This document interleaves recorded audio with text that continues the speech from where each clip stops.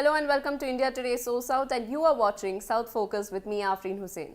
In this bulletin, we will be focusing primarily on the top developments in the 5 southern states of Karnataka, Kerala, Tamil Nadu, Telangana and Andhra Pradesh. Let's bring you up to date with the big stories developing this hour. Our first focus story takes us to Kerala, where the controversy surrounding the film The Kerala Story has erupted again. The Kerala Story is a 2023 movie about a group of women from Kerala who are coerced into converting to Islam and joining the Islamic State.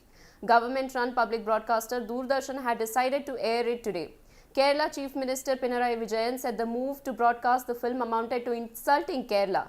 The leader of opposition V.D. Satishan also wrote to the Election Commission requesting the commission to direct the Doordarshan to withdraw its decision to telecast the movie The Kerala Story. Minister of State for Ministry of External Affairs V. Muralidharan also spoke on the issue.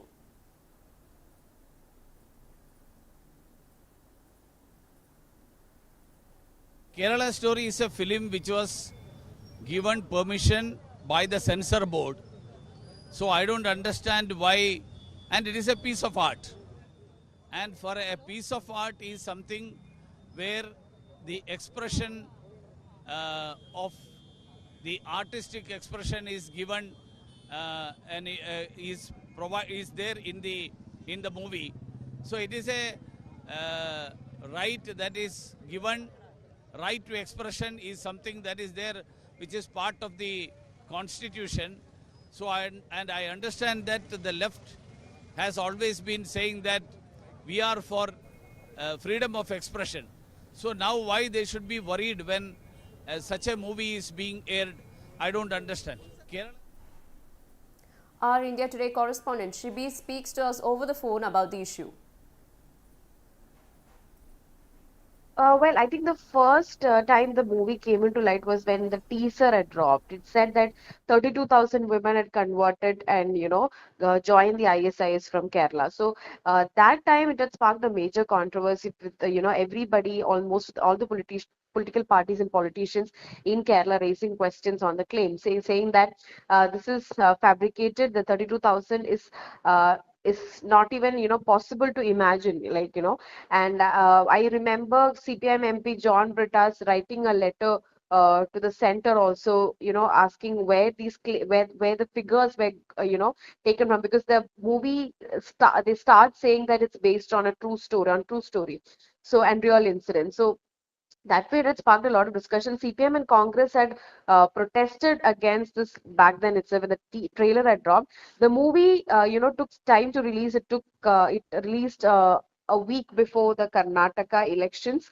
and that time again it became a talking point with the political parties saying that this is an agenda, this is a Sangh Parivar agenda. CPM and the Congress stood on the same lines and said that this is a Sangh Parivar agenda, trying to defame Kerala, trying to defame a state that is standing tall in front of the world. Now, yesterday, Chief Minister Pinarayi Vijayan again said the same thing, that this is a state that has made its own name in front of the world. It's God's own country, and when the state has been doing really well in terms of certain indexes. Organized by various indicators, including Niti Aayog's data, future Kerala has been on the top list. So, a state that's been doing well consistently over the years has been defamed in this film. This is again the Doordarshan being a public sector organization platform is being used by the BJP as a campaign platform for their candidates during an election season, is what Chief Minister Pinarayi Vijayan said. Opposition leader V.D. Satishan has also filed a complaint with the Election Commission asking them to direct Doordarshan to not, telecast this film on April 5. But yes, I think I remember the film had got released on 5th April. May or something, and 5th May, yes, 5th May in 2023, and the same day the Malayalam movie 2018 had got released, that spoke on the Kerala floods. So a lot of Malayalis, watched the 2018 film, and the entire film, including the makers, including the actors of the film, and the entire Malayali audience who love their cinema. Promoted the 2018 film as the real Kerala story. So even now, anytime the Kerala achieves something, Kerala makes any progress, or there's any incident of communal harmony, the caption of most of the politicians have been the real Kerala story. So the movie is out there right now in the discussion, but yes, the political parties again one more time saying that This is again being telecasted on this platform before the elections. So this cannot be accepted. Doordarshan should withdraw its decision to telecast this film. Well, in 2023, when the film got released in Kerala, it was not really a major talking point. It was not received well because a lot of the theaters had refused to run this film, telecast this film in the state. Very few theaters were allotted for the film, and it ran only for few days in Kerala. It did not collect a lot of money also from Kerala because it didn't run for a long time. But yes, outside the state, I think there was a lot of discussions about the film. That did not happen in Kerala. Of course, people were aware about the film. There were a lot of fact checking, we done on films claim, and also the political parties had strong. That way, everybody knew about the film, but nobody really watched the film because there was not much option, and like there were even for the first few days when it ran in theaters also, there wasn't a big crowd coming to watch the film. So that way, people did not speak a lot about it back in 2023. But I think after the film got released on OTT platform, there's been a lot of discussions, especially in the last 1 or 2 months. We've seen a lot of discussions about the movie taking place in Kerala's platforms. To be precise, people had made a lot. There have been a lot of meme and troll videos also, about the film made by the famous YouTubers and the famous meme pages here, because a lot of questions were raised on the claims made in the film, a lot of issues, a lot of trolls were made on the Malayalam that was spoken in the film, and and also a lot of people had written down their experiences of what they faced when living outside Kerala. Like a lot of people who are not very familiar with Kerala had watched the film and asked questions to the Malayalis living in Kerala about, "Oh, is this what happens in your state? Is this true? What is the law and order situation in the state?" and all these aspects. So a lot of people had written down their experiences after the film got released on OTT. So I think after the OTT release, it sparked a discussion. It sparked a lot of questions on the censor board and the stance that it had taken and all these things in Kerala after the movie released on OTT. But back in 2023, it wasn't a major discussing point because people had not really watched the film back then. In Kerala, the focus is still on the political hotbed of Wayanad constituency. On the heels of Rahul Gandhi filing his nomination from the constituency, Prime Minister Narendra Modi is expected to campaign at Wayanad and one more constituency in Kerala, sources in the BJP said. With Kerala set to go to polls on April 26 for 20 parliamentary seats, the BJP is not relenting to ease its pressure on the Congress. Sources said Prime Minister Modi will campaign at Wayanad for the party's state president K. Surendran, who is pitted against Rahul Gandhi, the sitting Congress MP. K. Surendran, who is the state BJP president, was accompanied by Union Minister Smriti Irani while going to file his nomination papers yesterday. The BJP wants to recreate Amethi in Wayanad. In 2019, Smriti Irani defeated Rahul Gandhi in Amethi, Congress's bastion for over 50 years. Now moving on to our next story from Tamil Nadu. The state goes to polls on April 19 in the first phase of Lok Sabha elections. Annamalai, who is the BJP's candidate for Coimbatore, said India is set to sign foreign trade agreement with the United Kingdom next year, which will benefit the state's weavers. Annamalai was speaking in Wayanad in Namakkal and at Ammapet in Salem when he said that the signing of the FTA would lead to the income of weavers doubling, changing the fate of Tamil Nadu weavers. What we need to note here is that the weavers community contribute to a major chunk of Coimbatore's voting population, the constituency from where Annamalai is set to contest this upcoming Lok Sabha polls. The traditional manufacturing industries in the region have been struggling to stay competitive owing to the fluctuating and high raw material prices. The textile, pump set and wet grinder manufacturing sectors are facing one of the most challenging years and have not received the anticipated support from the union and state governments so far. Annamalai also said that the Tamil Nadu BJP would bring 900 crore in funds from the union government to the Kaveri Tirumani Muttar linking project. He said that in the last budget of the Congress government in 2014, the party had allocated 1.17 lakh crore for infrastructure in the country, but in 2024, the BJP government had allotted 11 lakh crore. Our next focus story takes us to Karnataka and to JDS chief and Mandya MP candidate H.D. Kumaraswamy. The JDS chief said his party would continue the alliance with the BJP only if his party is treated well. He also put forth his desire to hold the post of the Union Minister for Agriculture if he is elected. How they will going to treat us in the future days. On that basis, actually, we can decide. How they will going to treat us in the future days. On that basis, actually, we can decide.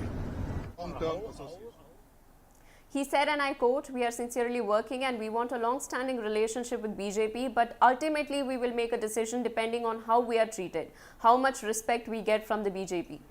H.D. Kumaraswamy also made a case for himself to be the Union Minister for Agriculture if elected. He said that he comes from an agricultural background and given an opportunity, he would want to be the Agriculture Minister. Kumaraswamy said the people of Mandya had realized their past mistake and that he was compelled by the people to contest the elections. He said that it was mutually beneficial for both the BJP and JDS to be in the alliance as the Congress has taken advantage of the vote split between the two parties. He said, and I quote, "BJP is our natural alliance and not the Congress. Our last alliance with the BJP when I was the Chief Minister was a good period, and because of some misunderstanding and some miscreants playing some misdeeds, we had to part ways." Attacking the ruling Congress in Karnataka, H.D. Kumaraswamy said that the party had messed up the finances because of the guarantee schemes. They don't have any money for capital expenditure or development. Another story from Karnataka. Karnataka Revenue Minister Krishna Baire Gowda has now challenged Union Finance Minister Nirmala Sitharaman to debate the issues of fiscal federalism. He tweeted, and I quote, "I have accepted the invite of civil society to debate issues of fiscal federalism and injustices to Karnataka with truth and facts.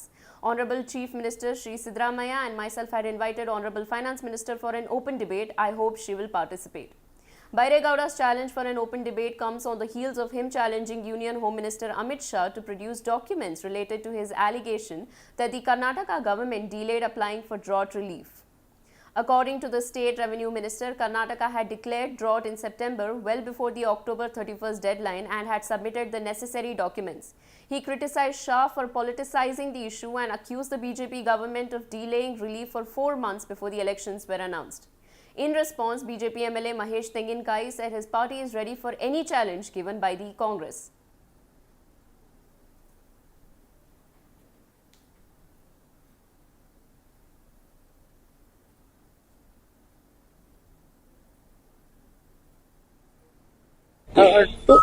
We are ready to accept whatever Congress party is given challenges. We are always ready to accept any challenges were given by from the Congress party. अगर निर्मला सीतारामन जी की बात करना है तो निर्मला सीतारामन जी बात करेंगे, वो तो जरूरत नहीं है, क्योंकि अभी जो कर्नाटक में बर परिहार के बारे में क्या प्रॉब्लम हुआ था, और ये सरकार पहले भी ऐसा हुआ है कर्नाटक सरकार में, जब भारतीय जनता पार्टी के सरकार था तभी भी ऐसा प्रॉब्लम हो चुका था। लेकिन माननीय येडियुरप्पा जी जब मुख्यमंत्री थे, उन्होंने इमीडिएट एक्शन लेके Karnataka government has taken all necessity interim जो स्टेप्स लेना था ये उसके बारे में ले चुका है। लेकिन ये कांग्रेस पार्टी सिर्फ दूसरे ऊपर जो गालने का काम करने वो तो छोड़ना चाहिए। और जब ऐसा माहौल आता है, initially Congress party take should decision from the state government only. ये लोगों को तो गारंटी में फंस गए हैं, उसके लिए वो जितना भी पैसा उसको इकट्ठा करने का था वो भी नहीं हो रहा है, और जितना वो लोग बताया था जब असेंबली हुआ था तभी रिपोर्ट कार्ड दिए थे, उतना भी वो लोगों के हाथ से करने के लिए नहीं हो रहा है। अगर they want to any challenges, अब अगर उसके ऊपर डिबेट करना चाहते हैं, भारतीय जनता पार्टी उसके लिए रेडी है। टाइम और डेट उसको बताने के लिए बोल दीजिए, बाकी सभी हम डिस्कशन करेंगे। Moving on to another story from Karnataka, the current Mandya MP Sumalatha Ambareesh officially joined the BJP today. The independent MP, who had announced that she would support Kumaraswamy in his bid for the Mandya seat, was welcomed into the party fold at the party's state headquarters in Bengaluru. Veteran BJP leader B.S. Yediyurappa, State President B.Y. Vijayendra, Leader of Opposition in the Assembly R. Ashok were among those present at the event. The actor-turned-politician who emerged victorious as an independent candidate in the 2019 general elections declared her allegiance to the BJP for the development of Mandya and to support the re-election of Prime Minister Narendra Modi. Sumalatha had earlier staked claim for BJP ticket for re-election from the Mandya seat that was represented by her late husband in the past, but the party convinced her and gave it to JDS. Yesterday, I declared that I am giving up my MP ticket this time and will be officially joining the BJP in the best interest of Mandya. Accordingly, in the presence of BJP leaders, I am officially joining the Bharatiya Janata Party on 5th April 2024 at 11:30 am at Jagannatha Bhavan BJP Karnataka State Office, Bengaluru, Sumalatha posted on X. Now moving on, the Election Commission of India has issued a notice to Telugu Desam Party chief N. Chandrababu Naidu for violating the Model Code of Conduct during his campaign speeches on March 31, 2024. The notice was issued following a complaint filed by Leela Appi Reddy, State General Secretary of the Yuvajana Shramika Raitu Congress Party, and another individual. Naidu, during his campaign rallies held in Yamignur, Markapuram and Bapatla constituencies, reportedly used derogatory language against Andhra Pradesh Chief Minister Y.S. Jagan Mohan Reddy. He referred to the Chief Minister as a monster, animal, thief and other insulting and offensive terms. DSC యువత మేలుకున్నారా లేదా? మిమ్మల్ని బురిడి కొట్టిస్తున్నాడు ఈ దొంగ. యువత మేలుకున్నారా లేదా? మిమ్మల్ని బురిడి కొట్టిస్తున్నాడు ఈ దొంగ. The Election Commission has reviewed the speeches in question and has determined that prima facie the speeches violate provisions of the Model Code of Conduct. As per the notice issued by the Chief Electoral Officer of Andhra Pradesh, Naidu has been given 48 hours to provide an explanation regarding the derogatory remarks made against the YSR Congress Party and its leader Y.S. Jagan Mohan Reddy. Moving on, following the defeat of the BRS and the subsequent mass exit of leaders from the party, former Chief Minister K. Chandrasekhar Rao, a strong believer in Vastu, has decided to make some changes to the layout of the Telangana Bhavan at Banjara Hills as per Vastu specifications. The BRS secured 39 seats in the 119-member assembly, but what has worried the leadership more is the exit of senior leaders ahead of Lok Sabha elections. According to sources, Vastu experts suggested a few changes inside the office complex as well as the entry and exit points of the Telangana Bhavan. Taking note of their suggestions, KCR directed the party office in charge to implement the changes immediately. Sources said that the entrance to the party office is presently through the west gate of the NTR Cancer Hospital to road number 12 stretch. This main entrance will now be from the east gate located on road number 12 near the Jagannath Temple. The office staff are making changes to the entrance gate and constructing a ramp for entry of vehicles. Apart from the entry and exit points, a few changes are being carried out to the chambers of KCR and BRS Working President K.T. Rama Rao.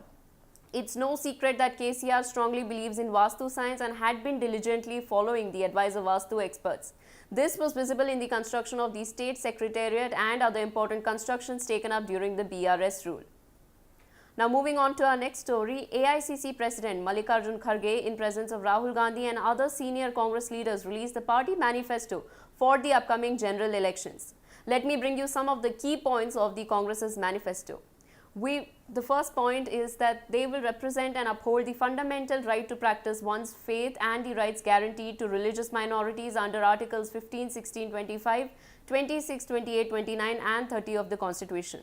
Next up, the manifesto said that they will respect and uphold the rights of linguistic minorities guaranteed under Articles 15, 16, 29 and 30 of the Constitution. Moving on to the next point, we will encourage and assist students and youth belonging to the minorities to take full advantage of the growing opportunities in education, employment, business, services, sports, arts and other fields. Point number 4, we will restore the Maulana Azad scholarships for study abroad and increase the number of scholarships. Point number 5, the economic empowerment of minorities is a necessary step for India to realize its full potential. We will ensure that banks will provide institutional credit to minorities without discrimination. Next point, we will ensure that the minorities receive their fair share of opportunities in education, healthcare, public employment, public works contracts, skill development, sports and cultural activities without discrimination. Congress will ensure that like every citizen and minorities will have the freedom of choice of dress, food, language and personal laws. The Congress said that they will encourage reform of personal laws. Such a reform must be undertaken with the participation and consent of the communities concerned. Congress also promises to meet long-standing demands for inclusion of more languages in the 8th schedule of the Constitution. That's it for now. For more such updates, keep watching our channel. This is Afreen Hussain for India Today, SoSouth.